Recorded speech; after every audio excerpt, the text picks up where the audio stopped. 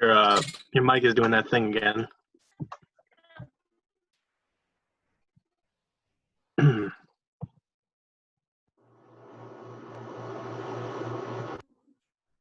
Is that better? Yeah, you got it. All right, great. Thank you. No problem.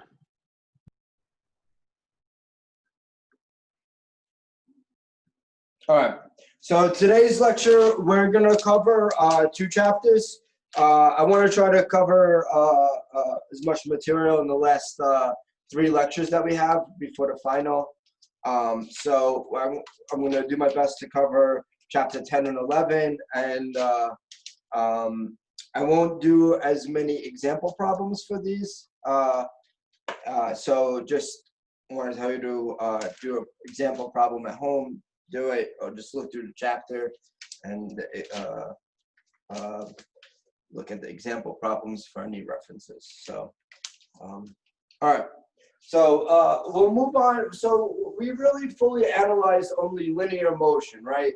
What's known as translational motion, motion in the X, you know, in going straight in, you know, moving along X, Y, Z coordinates. But there's also another type, which we discussed with centripetal acceleration, but rotational motion. And with the motion that we discussed, right, we discussed motion of objects, rigid bodies, moving in rotational motion in this direction. This moving like this. This is still almost translational motion, right, because this whole body moves in this fashion, right? But in a very general sense, rotational motion, you have to study when the object itself is rotated. So when something's spinning in a certain direction, it obeys slightly different rules, and we have to describe it a little bit differently than we do translational motion. And by combining the translational motion of the center of mass of an object and its rotational motion, like we were talking about, I was mentioning at the end of last class, you can fully describe the motion of any rigid body, a body that doesn't deform in any way, right? And let me introduce you guys to some angular quantities to describe the motion of the rotational motion of an object. So this is chapter 10.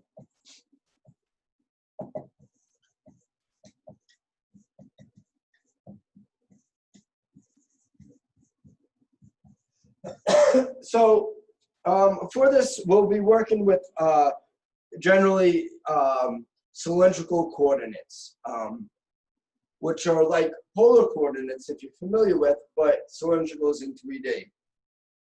So first, polar coordinates. Let's look at polar coordinates, and then I'll scale it up to cylindrical at the end. So in polar coordinates, it describes the the position and the motion of objects using a different set of coordinates. So what do I mean by coordinates? A different set of numbers that define where the object is and where it moves, right? We'll use the rectangular coordinates, where you move a certain amount in this direction. If this is Y, we move this way, and then we move up, then we move over, and that's X,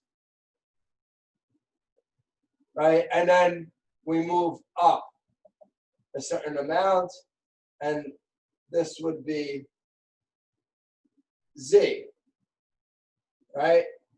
So we move along straight lines. This way, move this much to the right, this much to the forwards, and this much upwards, or you know. And we can describe everything in terms of these 3 numbers. But there's other systems that we could use, particularly polar coordinates. Now that was in 3D, but I'll first describe the 2D version of polar coordinates. And in this case, let's draw two axes. Right? This is X and Y, and now related to X and Y. So without using X and Y, let's say we want to describe the position of this, right? Not using X and Y. What we could do instead is tell me how far have I moved out from the center? That's the radius, that's usually known as R, and the angle that I move up, theta, right? And you guys should have went over this in calculus. I'm just doing it for completeness.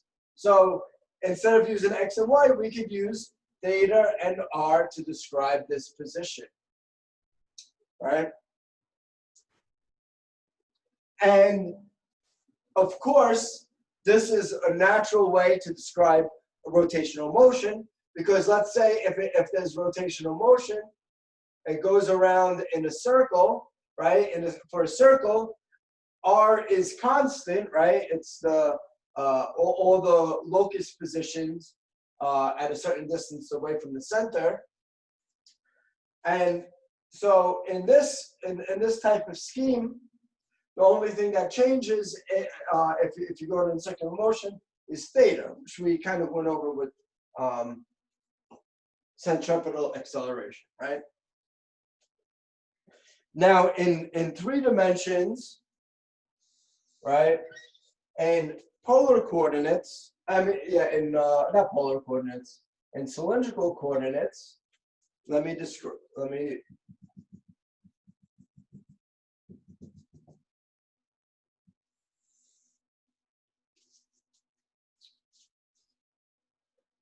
made that a little bit too big, hold on. And generally for 3 dimensions, what we could use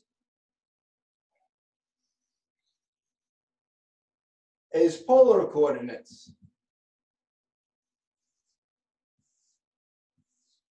So this middle point is through the XY plane.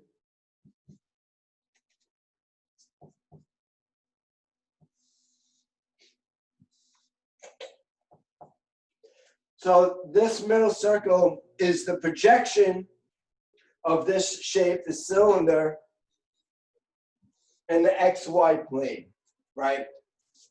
And here, well, this is where we'll use R and theta. And then to describe the Z, all we need to do is just use Z. So instead of X, Y, and Z, we have R, theta, and Z.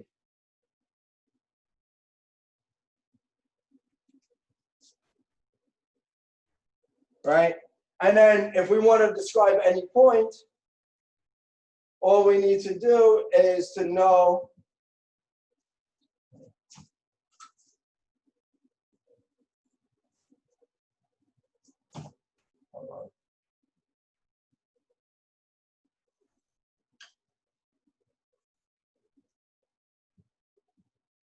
so all we need to do, like if we want to describe this point, capital R,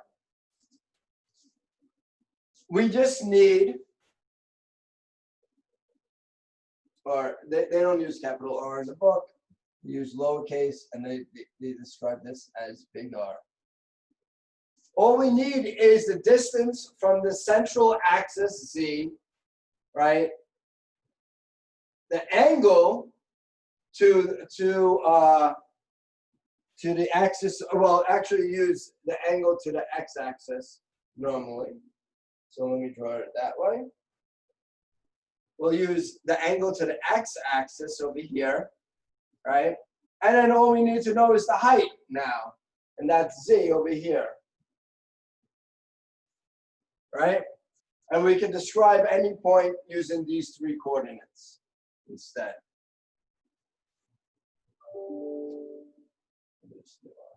And you can see why it's called cylindrical. It's perfect for a cylinder, right? A cylinder is basically a circle projected in this z dimension, right? If we take one circle and we stack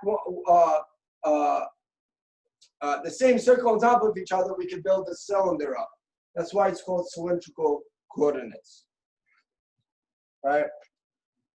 So, and it works very well with rotational motion because we usually use the z-axis as the axis for rotation, right? And what really matters when we rotate through an axis is r, the distance from the radius, and theta, right, which describes how it moves around in a circle, basically. Yeah. Right. So now, so that's cylindrical. This is the most general sense, the most general coordinate system. Because we'll work with axes of rotation, well, we usually simplify the problem to 2 dimensions, where each part of this object can be looked at as going in a 2-dimensional circle. We won't deal with more than one dimension rotating, right? You can have more than one dimension rotating at a time. It's the pitch, yaw, and I forgot the third one in terms of like an airplane. If you think an airplane can turn like this, it could rotate like this, and then it could pitch up and down. I think, the banking is the yaw. No, this is the yaw. How it rotates like this, that's the yaw. I think that's just banking. I forget what that variable is called in engineering terms. And then this is the pitch, up and down like that, right? So you can have rotation in the 3 axes, but we'll just deal with one for simplicity. So now we have this, right? Now, usually we define theta in terms of angles, degrees, right? And this was kind of arbitrarily chosen, where we broke up the angle around the circle as 360 degrees, right? It's 360 degrees around the circle. This is not the most general form. The best form of it is actually radians. Now, a radian is defined as, so radian is a different unit to describe angles, and it's given by the ratio of the radius of the circle. Let me get a new marker. This one's dying on me.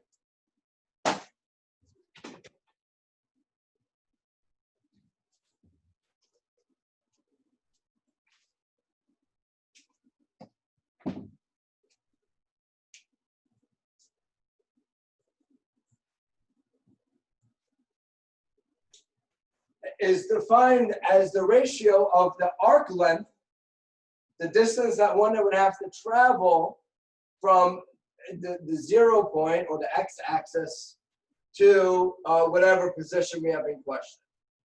And it's defined as the ratio of R and L.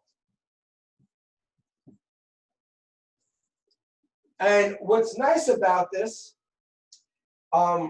is that we have a concrete definition of what 1 radian is, right? With degrees, it's arbitrarily chosen. There's 360 degrees in a circle, and you could easily have done 400 degrees in a circle. So we wanted a better definition of this measure of angle. The way we defined it was through this. And it's based on the radius of the circle, right? If we extend the radius out, we'll increase L proportionally.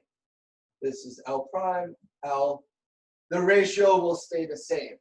And 1 radian is defined as the radius of the circle. So 1 radian would be when L is equal to R, and that's 1 length of the radius of the circle. It has a very, very concrete definition for radian, right? and it's self-consistent. And what this means is that this length that I travel is instantly given if I multiply the angle times r. So if I have, so in radians, right, we have this. If I just multiply the angle in radians by r, I get this length. So it's very, very, very useful, right? I just have to multiply these two together and I instantly get the length that whatever particle we're studying in question travels during its rotational motion. With degrees, we would have to kind of figure out what the circumference is, and we would have to do something like this, right? So if we wanted to find L would be the circumference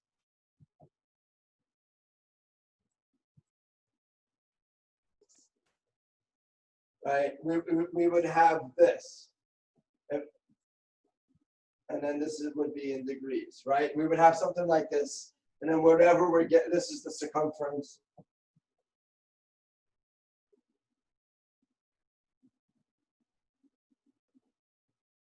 Right? We would have to solve this ratio every time, right? Because this ratio would hold for any circle. So we would have to solve this every time, right? But with radians, the way we define the angle allows us just to simply do this. And that's why we use radians. And unfortunately, you grow up with angles, so like you end up being more comfortable with 360 degrees of angles, more so than radians. Now, the relationship between angles and radians, I'm sure you all know from high school math, is so to go around the circle twice, right? That would just be the circumference. Like if I go once around the circle, then right, I would have the circumference.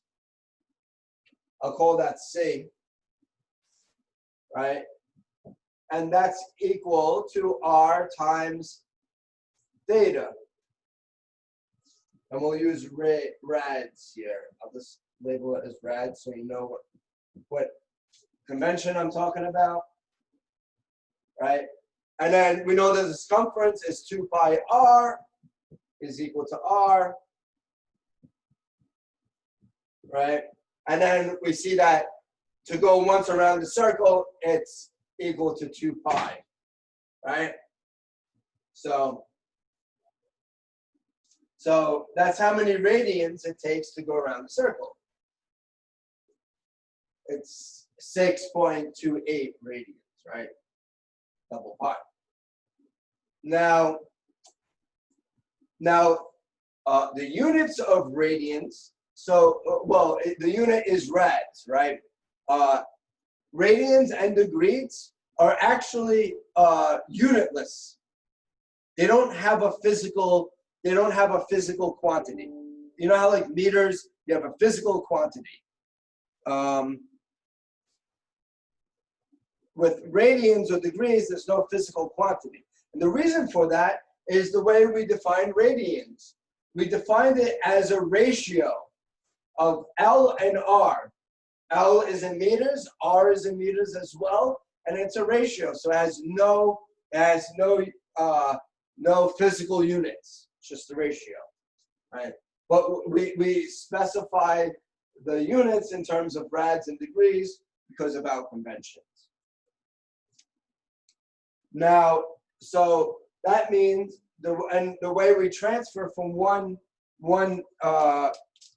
angle system to the other is by using this, right? So 360 degrees is equal to 2 pi radians, right? So if I give you 30 degrees, right? What's that in radians? Well, well, I'll multiply. I know that pi radians corresponds to 180 degrees. And you could use the circle on top, obviously. I'm sure you know that. And then, so all you have to do is multiply by pi and divide by 180 to get the pi.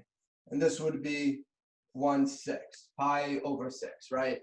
If pi is 180, it takes 30 degrees to equal 180, so it would be pi over 6 in this case.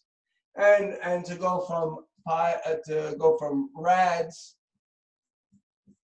to degrees, you just invert this unit system. All right. And so you divide by pi and you multiply by 180 degrees. Do it, gets rid of pi. And then you divide that by 6 and you get 30 degrees. All right. Now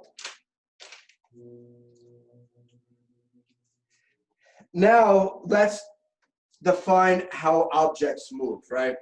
So let's go through. The way we will do this is by comparing it to our previous system for linear motion. So in our previous system, right, the way we for linear motion, right, the way we described an object moving, right, we had position,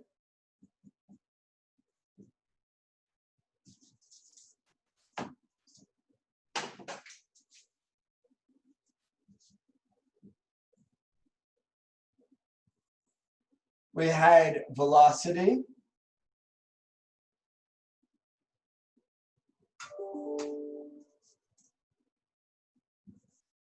and then we had acceleration, right? Now in linear, this was given, or instead of position, why don't we do displacement? Because that would be better.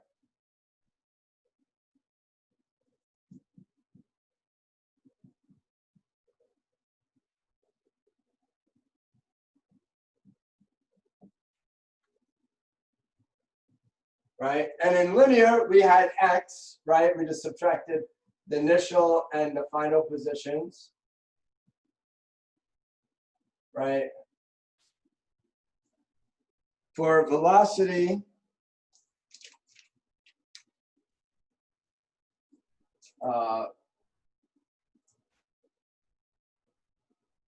we had dx, dt.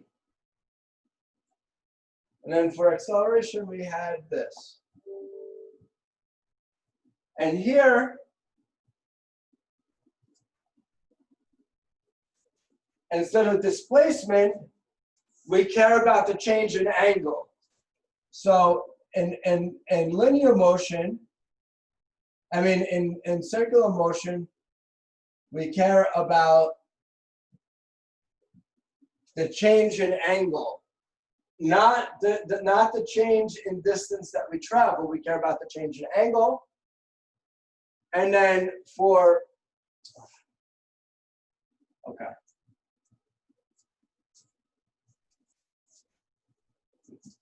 I did this table poorly. Now, let me write this out.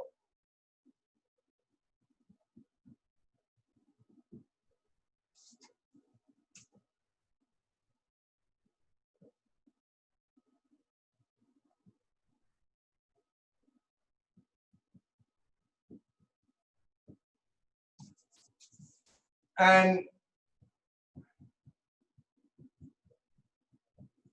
okay, and then for velocity, we don't care about its actual velocity, how fast it travels a certain distance.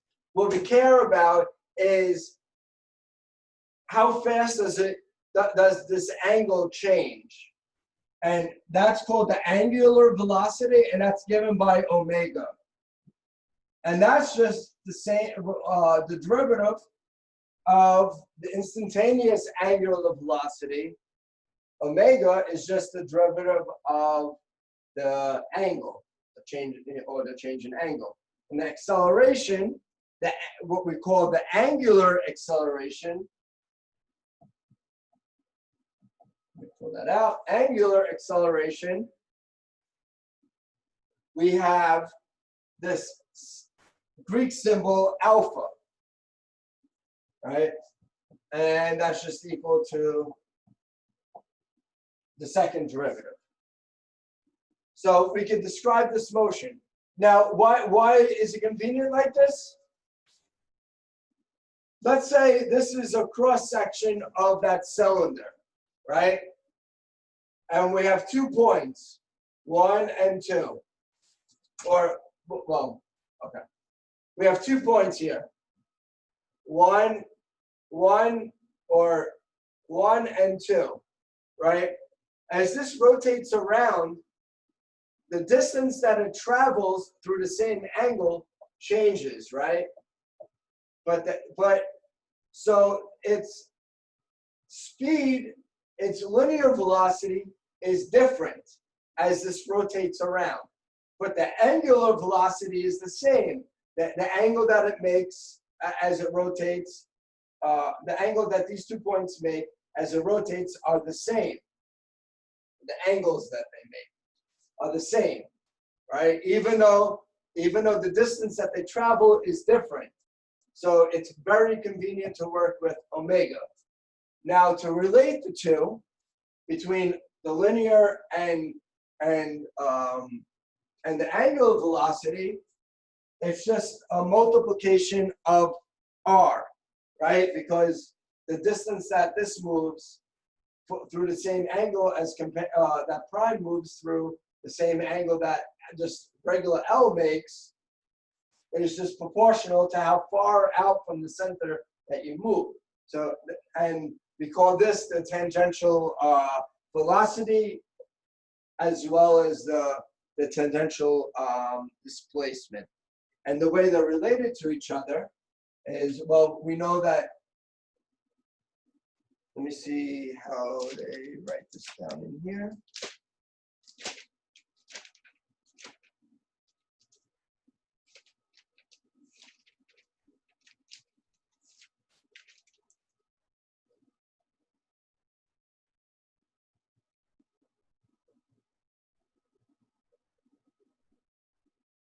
Sorry, guys, I didn't see that the waiting room was enabled.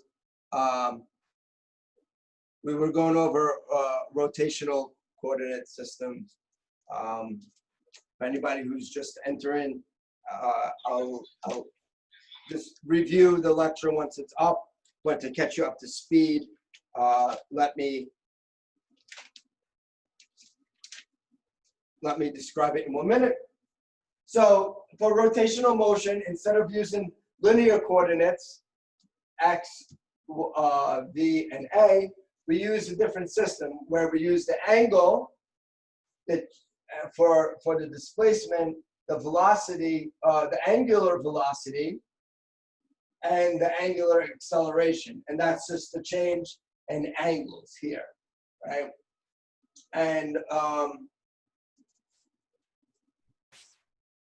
And it's important to have a distinction between the two, because the angular velocity doesn't depend on the radius, how far out from the imagine this whole circle rotating. It doesn't matter about how far out from the radius you are, while the linear velocity does, right?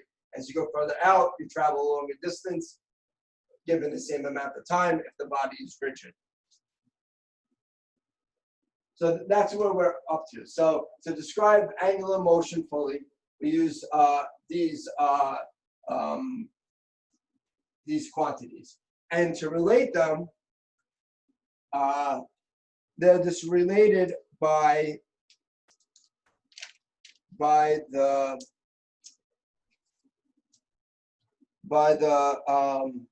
radius. So if you remember earlier, I said that theta is equal to L divided by R, right? L divided by R. So that means that the velocity, I don't have that much room, so I'll just write it down here. But if we take the derivative of the velocity, hold on, guys, just give me a second. This might be important.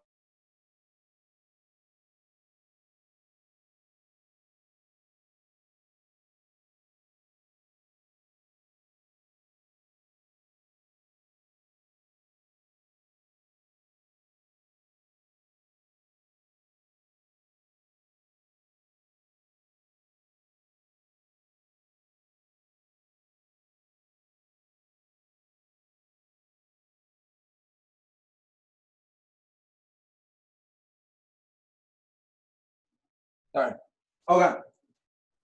So if we take the theta, that means that dl dt, which is just the linear velocity, right? I wrote x over here, but the way they do it, they use L. And then you divide it by R, right? So omega times R is equal to V. So let me write it over here. See that?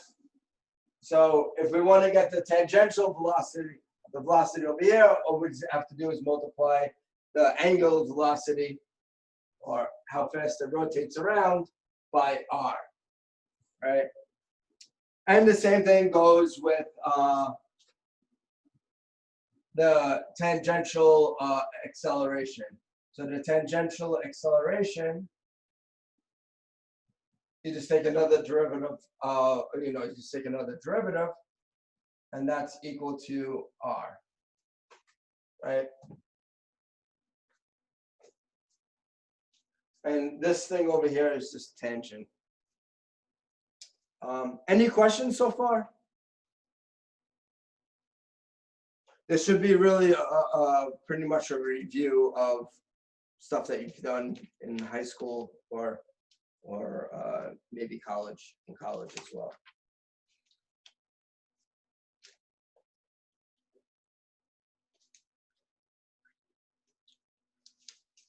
So,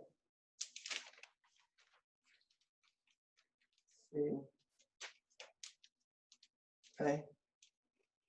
Now I went over it pretty rapidly, so please review the sections, section 2-1 at home. Now, so if we had this object and it was free to rotate as well as move, we would describe the total angular, like let's say if we wanted to describe the total acceleration, right? Let's say it accelerates like in this direction around, we would just sum up the tangential acceleration plus any acceleration in this direction. So the tangential acceleration is the acceleration along the theta direction, and then there might be an acceleration in the R direction. So you would break it down like this: the tangential plus any acceleration outwards from the center of the circle. Right? And you do the same thing with velocity as well. All right.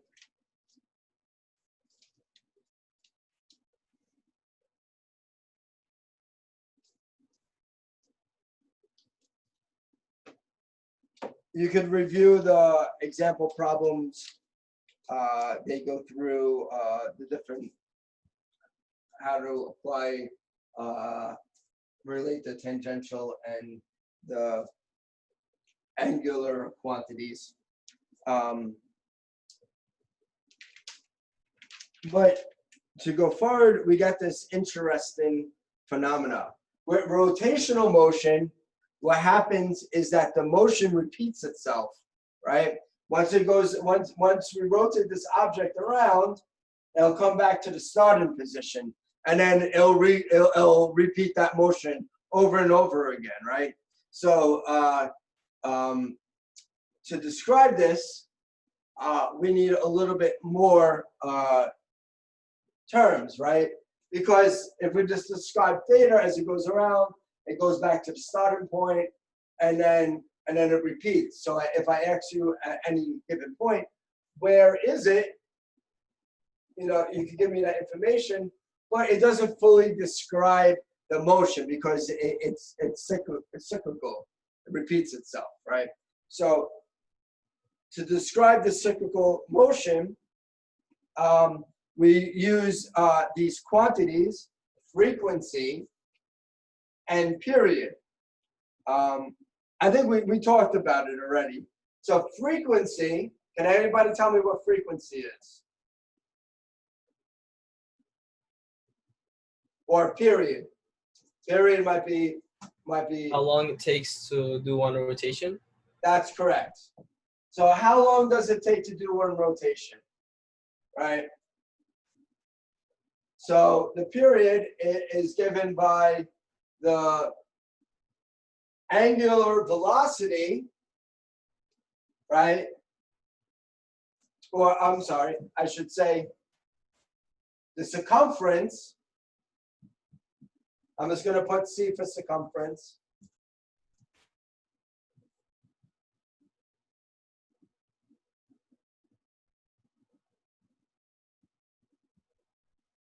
Is equal to C.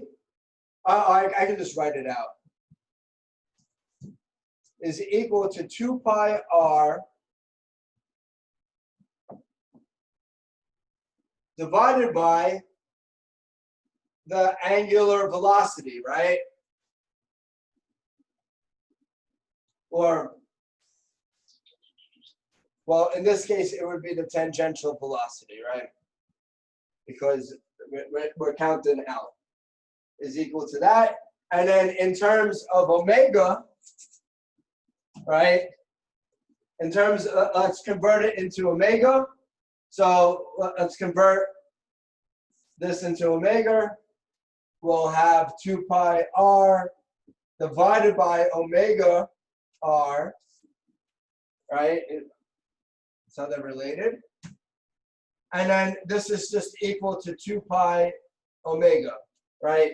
It travels this many radians around, and at this speed, so this will give us the amount of time, right?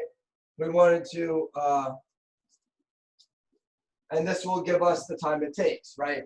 And now the frequency, can anybody tell me what the frequency is, which is given by F?